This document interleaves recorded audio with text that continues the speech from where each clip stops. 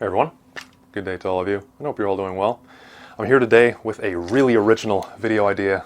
Probably none of you have ever even seen anything like it before on all of the gun tube, and that is I'm going to be doing an AR-15 build overview.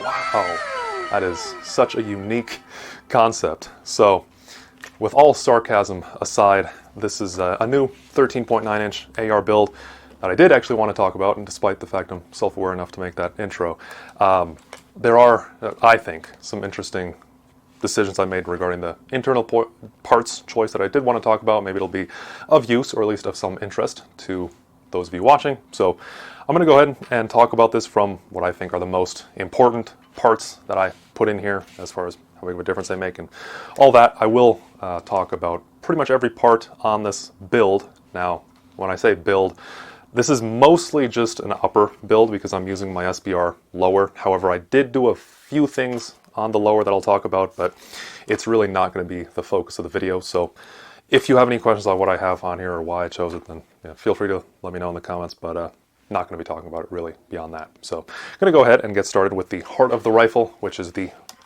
bolt carrier and the bolt, of course.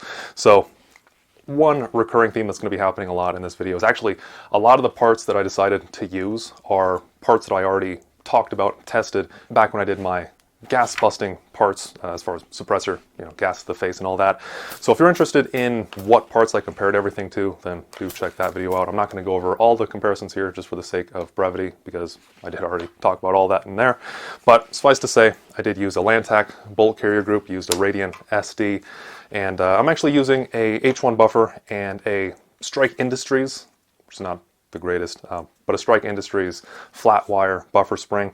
All that stuff with the buffer and the buffer spring does give this a little bit better return force when it's cycling, just for a little bit added reliability, but it does help just a tiny bit as far as gas to the face, though by far that's probably the least. I do also have a Superlative Arms adjustable gas block up here. Now I did actually opt to use a direct gas impingement despite my leanings and preference usually for an external gas piston type of rifle. I did just go with a standard DI system on here. Two reasons for that. Really, I guess the biggest one that just made me say whatever, I'm just going to go with DI, is the fact that I was looking at the Superlative Arms gas piston conversion kit for ARs, and that is just, I can't find it in stock anywhere, and Optic's plant, where I bought pretty much all the rest of the parts for this build, their back order date is all the way until next year, 2026. So I thought, screw it, if I'm going to wait that long, I'm just going to go with a regular DI. And really, there's just a lot better parts compatibility when you just stick with just really 100% AR, DI type of parts for an AR-15 platform. So it worked out. I'm actually quite impressed with the Superlative Arms gas block that I have in here. One complaint I've had with a lot of the other gas blocks that I've used for ARs is they just kind of suck. They just use a set screw and they seize up within, for me, I've had bad luck, and usually within one range trip, within 100 rounds or less, it's having problems. This one uses their own fancy bleed off technology, which you can read all about on their site. I'm not going to do marketing for them and advertise like it's the best thing in the world. I do think it's quite good. I have a lot of rounds on here. I don't actually know an exact count yet.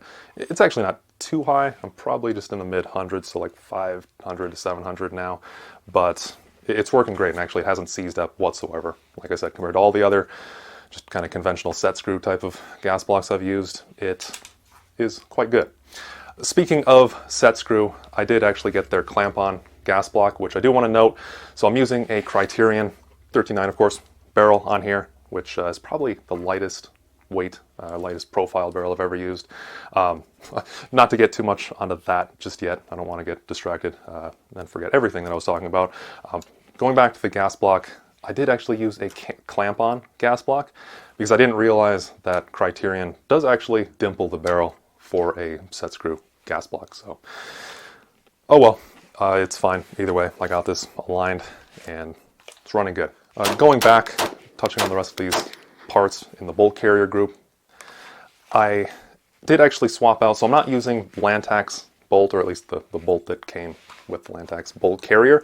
I did actually swap this out for an HM Defense chrome plated bolt, and what's cool about that bolt, first and foremost, is just it's chrome plated. I always like that. So much easier to clean, quite corrosion resistant, and just overall, it's actually a pretty high quality bolt. Has a nice strong extractor, but their kind of little cool thing that they do compared to other bolts is they actually don't drill the cam pin hole all the way through deliberately. So that's supposed to add a little bit of rigidity to the bolt, so it can't, or I should say, not necessarily can't completely, but it's much less likely to crack at that spot, especially when it gets to a much higher round count. One complaint, however, well, I mean, it works fine, but just keep in mind, if you want to use the same bolt that I'm using, this HM Defense chrome-plated one, you have to use their cam pin. Since they didn't drill that cam pin hole all the way through, the cam pin they ship with this bolt is just ever so slightly shorter. I had to swap out the Lantac semi-circular domed cam pin. I usually really like to use those, but it's a no-go when I'm using this exact combination here. Moving back now to talk about the barrel a little bit more in depth. So, like I said, this is probably the lightest weight barrel I've ever used on a build, and it's really comfortable. It's very pointable, extremely well balanced. But as far as suppression with this barrel, of course, it is going to have quite a bit, or rather, it does have quite a bit of MOA shift when I am shooting suppressed versus unsuppressed.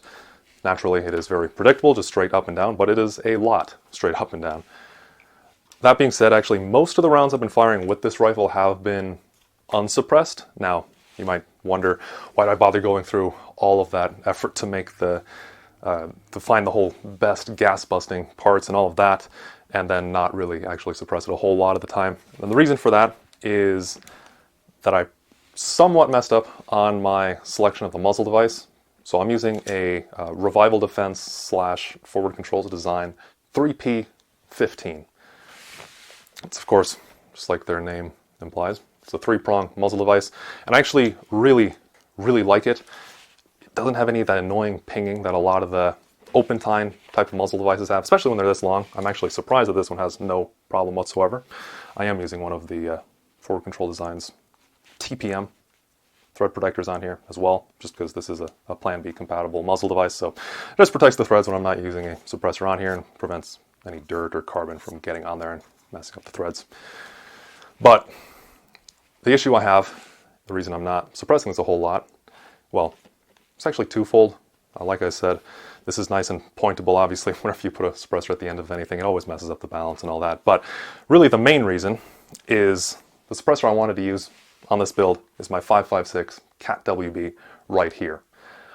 I have somewhat of a system I try to abide by, which I've unfortunately broken my own rules several times simply because muzzle devices have been hard to find lately. A lot of them are on back order. But in theory, how I wanted to set this up was all my 5.56 muzzle devices would be relatively short, and all my 308 muzzle devices for the Cat ODB 30 cal suppressor would be longer. So what that would do is it would allow me to use either of these suppressors on any of my 5.56s, but then I would not, I mean, like this is pretty obvious which one's which, but you know, again, just on the off chance of kind of idiot proofing it, I can't possibly put the Cat WB onto any of my 30 cal rifles because it won't work. It'll literally hit that baffle before this one can thread on. So you might already see where I'm going with this. This 3P15, the prongs are a little bit too long and they do hit into the blast baffle on this Cat WB before I can thread it all the way on. And I should point out, it's not like the Cat WB has an abnormally small blast chamber or anything.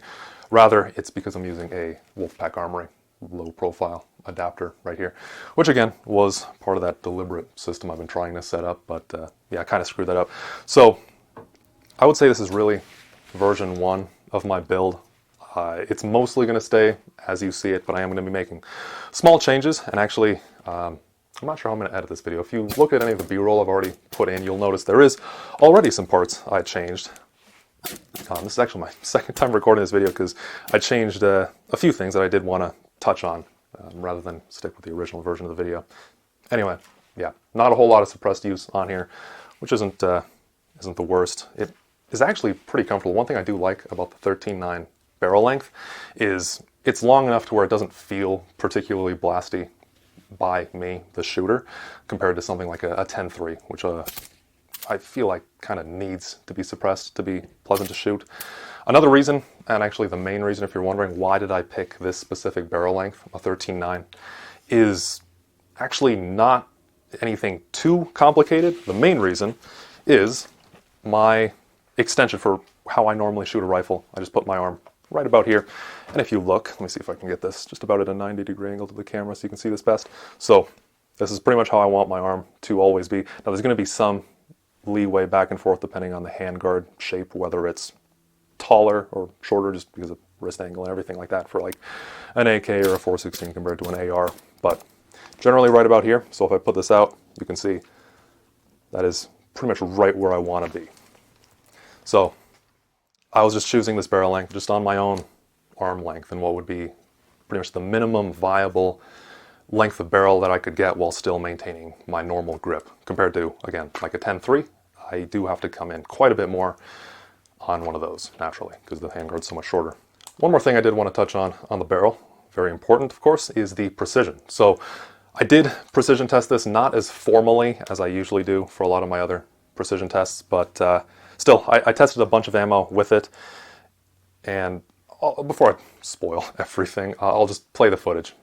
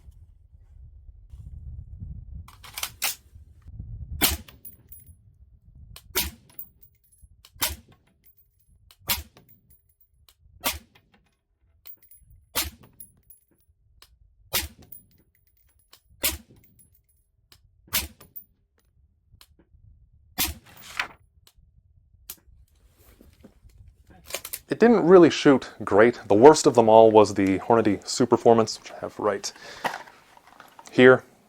I have really a lot of varying results, unfortunately. Hornady, for me, has always been super hit or miss. Some lots of Superformance match, at least in my MR556, are the most accurate ammo that I have available, and other lots are some of the worst. And I must have, well, it's either that I had a bad lot that I shot out of this, or it just doesn't shoot well in this rifle, period. I do want to point out that all the ammo that I tested, I did try to take out a pretty large variety of ammo because just to figure out what this rifle likes. And I wouldn't really say I found any of them necessarily that it does really like. All the tests in the past I've done with 5.56 have been with 1 in 7 twist barrels, and I know what usually shoots well in those. So this is a 1 in 8 twist barrel, so might be something way different that I'll need to find. So I'll keep messing around with that to see if I can find something that it does really well with. It definitely did worse than I was expecting, especially for a Criterion. I've heard they're good, and from the results I've seen from other precision tests, this does seem to be a bit on the abnormally poor side. Another thing it could be is just with this upper receiver. I have a few complaints with this, so maybe there's something jacked up with just the connection to the barrel nut and all that. I'm not sure. I suppose I'll go ahead and touch on that right now actually too. So moving to the upper receiver, I'm using an SLR Rifleworks upper. And actually, the reason I picked this, because it has a removable brass deflector. That's really the biggest reason.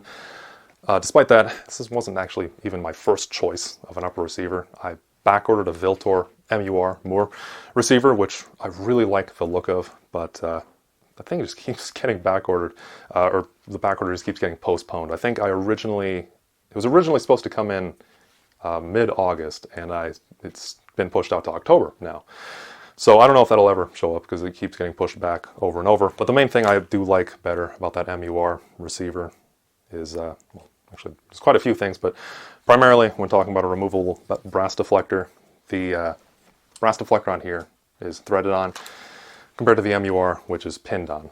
Now, the reason that I want a removable brass deflector is that way, if the rifle gets dropped on this side, the part that's sticking out the most is, if you can see it right there, it is going to hit that brass deflector. So if it takes that hit and it gets deformed or destroyed, I can always remove it and put it back on.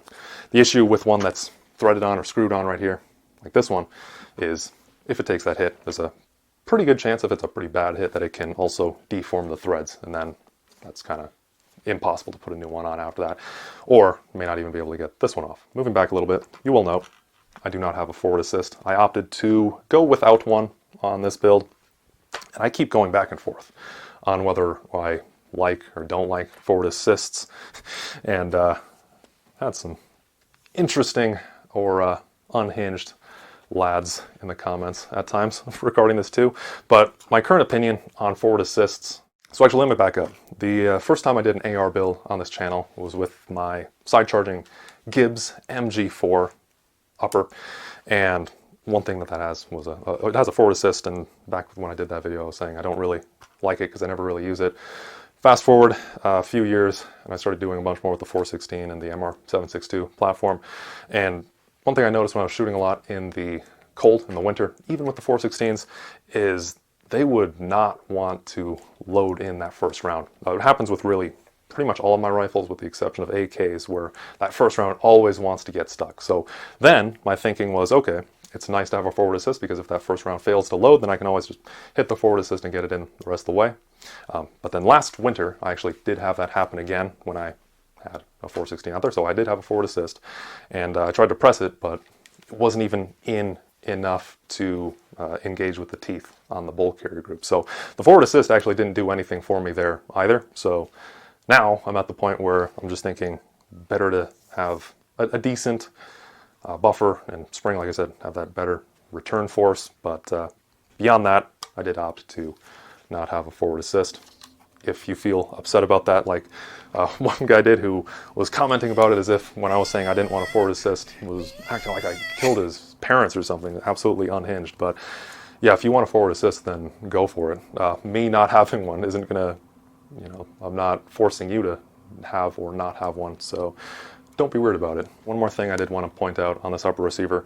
Like I said earlier, I wasn't super impressed with the quality on this. One major issue I was having, and continue to have because I've been trying every different ejection port that I own, none of them work except for this one. And even this one, this is a mil-spec, just regular dust cover. This is actually the one that came with the upper receiver. This one barely fit as well. So I don't know what they did wrong, but the axle, the ejection port cover axle, is stupidly tight on every single one of them that I've tried. I had to, like I said, this is the only one that barely fit. What I had to do was force this in and kind of tap it in, and then I pretty much just rotated the thing around while just sitting around and watching TV just to get, basically just reamed it out using the friction of the aluminum on the, the axle. And yeah, it's still not great. Pretty much no other ejection port fits well onto here, so, or ejection port cover. So that was a little bit frustrating. I usually like to run polymer dust covers because they tend to have a little bit better seal. I haven't found a single polymer dust cover though that works, and part of it is also the gun hipster in me just starts wigging out when I see just a mil-spec part like this. I'm just like spazzing out like, oh, I can't have something that's just mil-spec. I need to have something that looks cooler. But it doesn't really matter. It still works, and at this point I'm probably just going to stick with this because it's really annoying with how many different ones I've tried that do not work at all. I did just remember actually one more thing I wanted to touch on with that Strike Industries flat wire spring. I think I said earlier I didn't, it's not the best, so it still has the better return force, more strength when it is cycling in the new, chambering the new round. A few complaints with it is it does seem like they screwed up the inner diameter of the spring. It doesn't engage on the lip of the buffer itself. It's not just like this one H1 buffer that I'm using, it's with any buffer. And furthermore, I've always heard that the flat wire springs are supposed to be a bit quieter. If you go ahead and listen here. it's really not. And this is well lubricated too, and it makes that sound constantly. So what I think is the case is that they just are sloppy with their quality control, and it's just wiggling around in the buffer tube a little bit more than it should be. Compared to the one that I've always heard works really well is like with the Tubbs flat wire springs. So it's not even that much more expensive. Pretty much the only reason I picked up the Strike Industries spring was because I bought it from Optic's Planet when I was buying the rest of the parts from this build. And I was like, okay, I can buy everything at once, or I could buy the other spring from Tubbs directly, and then it's just one more order. So whatever. In hindsight, I would actually have gone with that instead. And I still might, I don't know. I don't really like having a bunch of just random springs and stuff sitting around, excess parts, but yeah, the Tubbs is probably going to be a much better choice. Let's move up to the riser. So if you'll note, from all the B-roll footage that I was using, I was actually using a BCM AT optic riser. I've since kind of cannibalized and swapped around parts.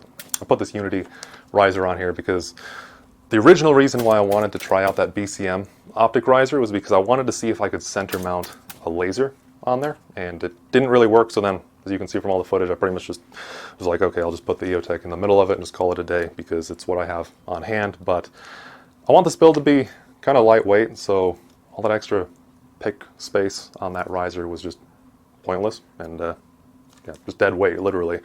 So the issues I was having with that center mount, the first and foremost one was it really was not working. There was so much obstruction. So when I was doing my normal thumb over bore and testing, having the illuminator on, I was getting probably about 60% of the entire illuminator blocked by my hand.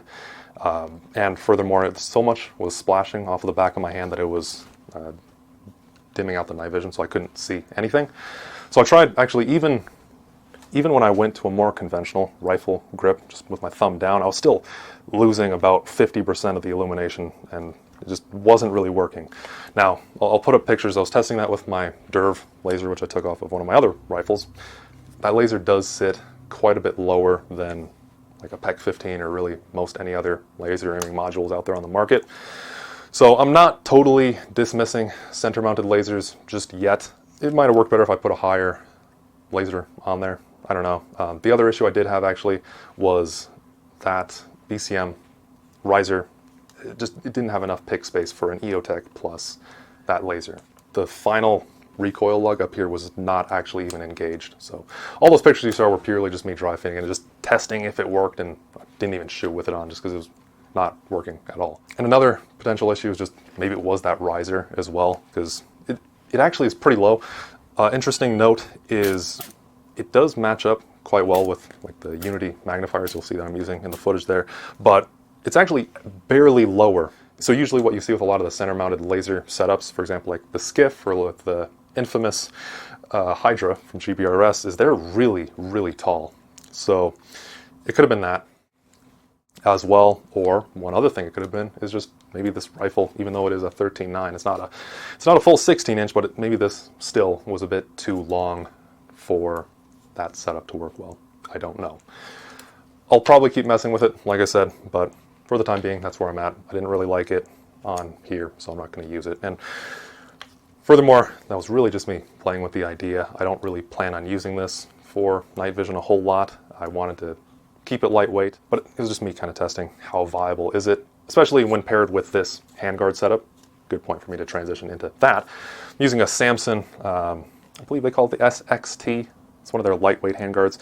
First time I've ever used a full M-lock handguard, as you can see. So M-lock even on the 12 o'clock. Usually I use handguards that have a full pick rail up here, but I actually really like this. It is probably the most slim handguard I've ever used, which usually I would prefer something with a little bit more size to it, but this is actually very comfortable. Now, the reason that I'm bringing up this handguard in relation to that center-mounted laser is because this is just a friction-fit handguard, so it's not the most secure, it's not the most bomb-proof, as people say. And it does have anti-rotation tabs on the side, which I actually did have to trim down a little bit. I actually think it turned out quite well. I wouldn't really trust it to hold zero with a laser, and furthermore, it is such a lightweight handguard that there is a lot of deflection if I were to brace this on an obstacle.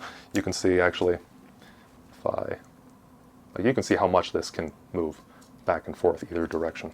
But how I use this rifle is mostly, I mean, somewhat as a varmint hunting rifle, but really mostly just I wanted to test a lot of concepts, and it works nice at the range. So I'm not too concerned about not having anything up here. Just keeps it nice and lightweight. Then I don't need to worry about anything losing zero either. But if you do want to use this handguard for more serious use, I would be really concerned about that.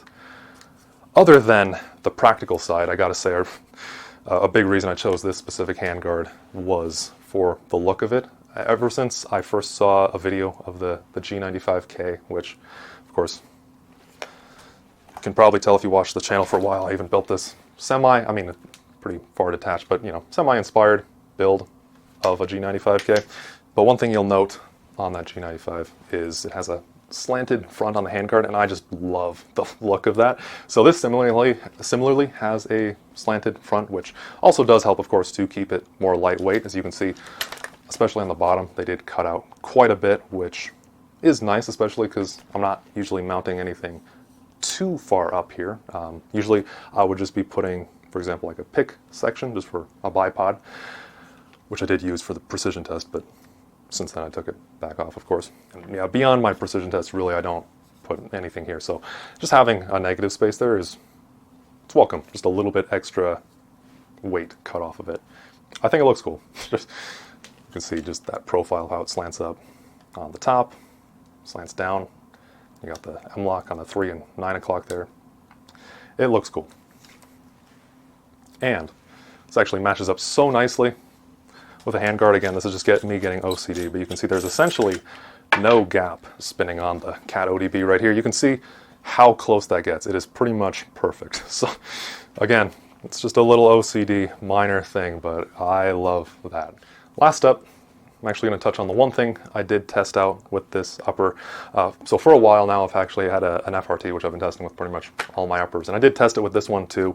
I did since swap it back to my still all-time favorite trigger, which is a Schmeisser 2-stage trigger. I don't really like the FRT. I have well over 1,000 rounds with it across all my uppers now. And on here, it was actually a very low rate, as you'll see.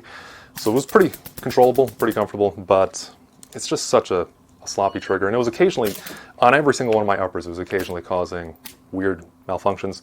This one's no exception. For some reason, it had this just oddly delayed going into battery. And I've ran into that with a few of my other uppers when using that trigger too. So I don't know what was going on with it, but yeah, it's just a sloppy trigger. The safety, because you do need to use their safety with it, is overall pretty sloppy feeling as well. And yeah, I just couldn't stand it compared to a nice 2-stage trigger, the nice safety and everything. So that is the build. Like I said earlier, this is kind of a version 1 of I don't know how many there was going to be as I iterate on this, but the big macro parts, they're not going to change very much. The overall silhouette profile of this is going to stay pretty similar. I'm probably going to stick with this handguard, for instance, and I'll probably switch the upper receiver out if that Viltor MUR ever comes in. But really the big thing behind this build was to just keep it lightweight. One thing I noticed recently, because I was doing an M forgery build, is just, man, these M4 types, and this has a 16-inch barrel and everything, but it's just so nice to have a lightweight build. So I wanted something that was a bit more modernized, that still retains the comfortable handling characteristics of something like this. So it's pretty cool. So thank you all for watching, and hopefully this was enjoyable to watch, and if you were thinking about any of the same sort of stuff with this whole setup or some of the design philosophies, thinking of going down the same rabbit hole, then hopefully it was helpful. Kind of a series of micro reviews in this video. If you have any other questions on anything though, then by all means do leave those in the comments below. And assuming I didn't already answer it in the video, because some people don't even watch the video and then just post whatever. If I didn't answer it, then I will absolutely get back to you. Other than that, thanks again for watching. Take care. Hope to see you all in the next one. See you then.